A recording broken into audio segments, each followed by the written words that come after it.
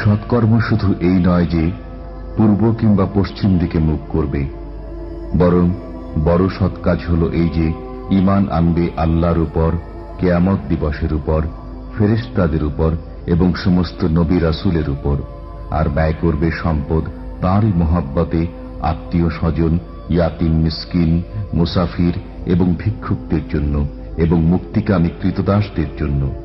আর যারা নামাজ প্রতিষ্ঠা করে, যাকাত দান করে এবং যারা কৃত প্রতিজ্ঞা সম্পাদনকারী এবং বিপদ আপদে ও যুদ্ধের সময় ধৈর্য ধারণকারী, তারাই হল সত্যাশ্রয়ী আর তারাই পরহেজগার।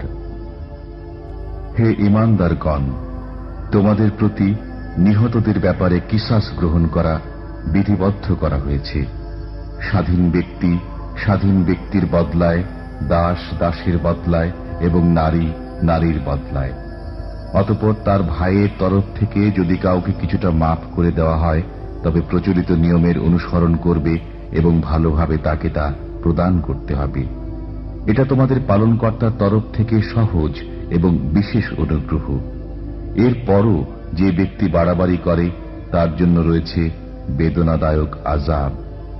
হে বুদ্ধিমানগণ, কিসাসের মধ্যে তোমাদের জন্য জীবন রয়েছে, যাতে তোমরা সাবধান হতে পারো। তোমাদের কারো যখন মৃত্যুর সময় উপস্থিত হয়, সে যদি কিছু ধন সম্পদ ত্যাগ করে যায়, তবে তার জন্য ওসিয়ত করা বিধিবদ্ধ করা হল, পিতামাতা ও নিকট আত্মীয়দের জন্য ইনসাফের সাথে। পরহেজগারদের জন্য এ নির্দেশ জরুরি। নিশ্চয় আল্লাহ তাআলা সবকিছু শোনেন ও জানেন। যদি কেউ ওসিয়ত শোনার পর তাতে কোন রকম পরিবর্তন সাধন করে, তবে যারা পরিবর্তন করে তাদের উপর এর পাপ পতিত হবে। যদি কেউ ওসিয়তকারীর পক্ষ থেকে আশঙ্কা করে পক্ষপাতিত্বের অথবা কোনো অপরাধমূলক সিদ্ধান্তের এবং তাদের মধ্যে মীমাংসা করে দেয়, তবে তার কোনো গুনাহ হবে না। নিশ্চয়ই আল্লাহ তাআলা ক্ষমাশীল, অতি দয়ালু।